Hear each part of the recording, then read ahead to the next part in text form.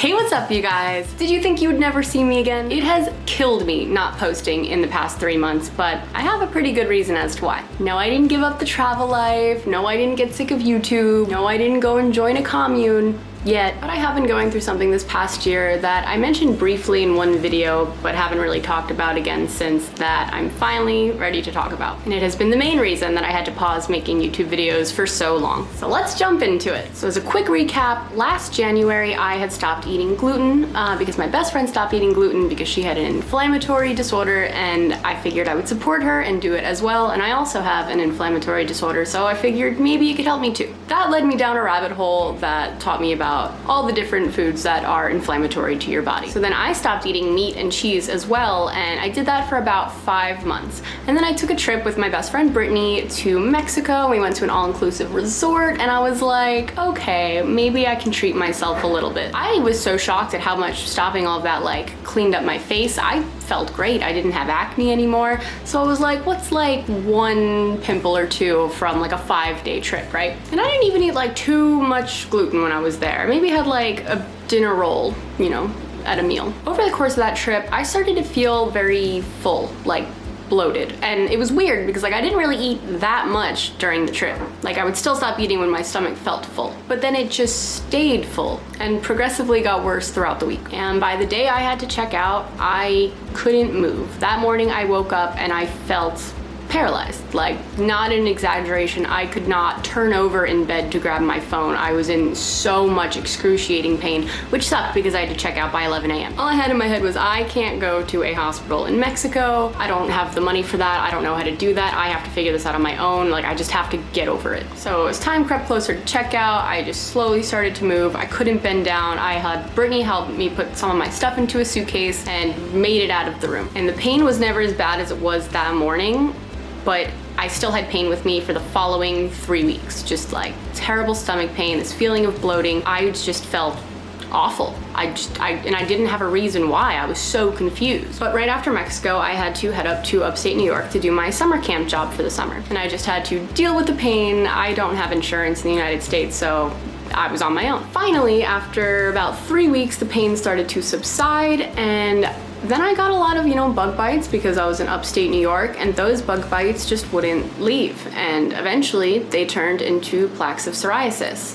which I had struggled with for most of my life, but only on my elbows, knees, and ankles in small patches. But then every bug bite I was getting was turning into a new patch of psoriasis, and I was just panicking.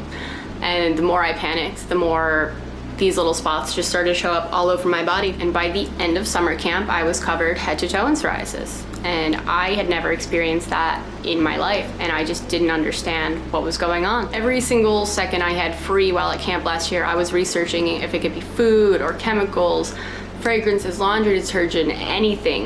Why? And why did it happen so fast? I did circle back to the gluten that I ate in May, and I thought maybe after not eating it for 5 months, it put my body into a shock, which was that type of anaphylaxis that I felt, and then my body just couldn't get over it, couldn't process it, and it just freaked out. And then I was thinking maybe it's still going because of the cross-contamination at camp, but at that point I became so afraid to eat. I got so skinny. I had never been that skinny in my life, and I didn't like it. I was just I don't know what else to do or eat because whatever I'm doing isn't working. And then I went to Europe when camp ended, and I hoped that since they have less chemicals in their food, that would help it go away. If it was chemicals that was causing this reaction in me. And when I did leave camp, it did start to show signs of it slowly going down. Not as fast as I wanted, but over the course of 3-ish months, from mid-September to December. And then I was out of my 90 days in the Schengen region, when I was in Hungary and Slovakia, and I was gonna go to the Balkan region. I went to Albania, and I was gonna stay there for 90 days until I had 90 more days back in the Schengen region and go back to all the countries that I love. But when I was in Albania, I really loved Albania, but one, it was very cold, so I wasn't going out and exploring as much as I wanted to. It was freezing. So I was staying inside working a lot, and going out alone. The men in Albania are just, so I felt very pressured every time I went out, and I just didn't like that. So I stayed inside a lot and I worked a lot. Then my psoriasis started to get worse again, and I was like, this cannot be my life. Like, I cannot just keep having, like, I finally saw a little bit of progress. I don't want to go back down this rabbit hole. And I started thinking about all the times that I had this little blip in my mind that I was like, maybe it's stress. And I was like, well, I don't have time for it to be stress. Funny thinking about that now. But I was like, maybe I'm just too stressed. Maybe I've cut everything else out. I stopped smoking because I thought that would help. I took time to stop drinking. I cut out the gluten, meat, cheese, sugar. I tried the carnivore diet when I was in Albania, and I'm basically just eating nothing at that point. I'm just eating meat. Like what could really be affecting me so bad? I would see the cow outside of the butcher in Albania. Like, I knew I was getting like fresh cut meat, but it got worse again. So once I finally was like, okay, I have to stop stressing, I have to relax, I have to do what's right for me, or this is never gonna go away. This is the last thing I could think that it could possibly be. This is the last answer I found online. If it's not anything else, it has to be stress. I threw the rest of my plans out the window and I said, what do I wanna do right now? What's gonna make me happy right now? And I was like, I wanna go to Mexico.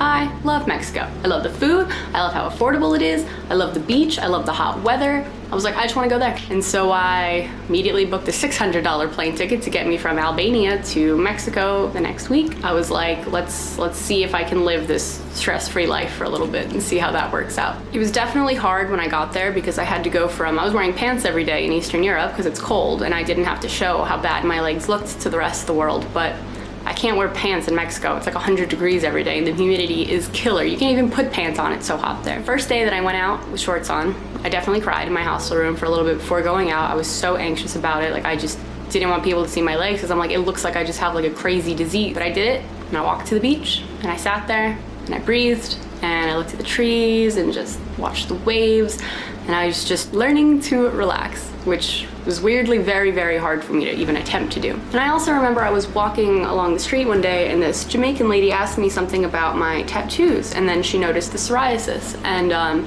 she said, that's caused by stress, like immediately. She was like, as a matter of fact, like, of course, like, you know that, right? Like, that, you know that's caused by stress. And then I had a conversation with her because I was like, interesting, tell me more. Maybe you were sent to me by the universe to give me some answers. And she said, you Americans work too hard. You don't take the time to appreciate the beauty in everyday life. Like, you need to slow down. And I was like, oh yeah, this is definitely my sign from the universe, something I needed to hear. I thanked her, went on my way. So during my time in Mexico, like, I really didn't film anything when I was there. I just spent days relaxing, reading books, writing in my journal, meeting people, chilling in the pool, didn't go out on excursions, took less work from my remote jobs, and just breathed.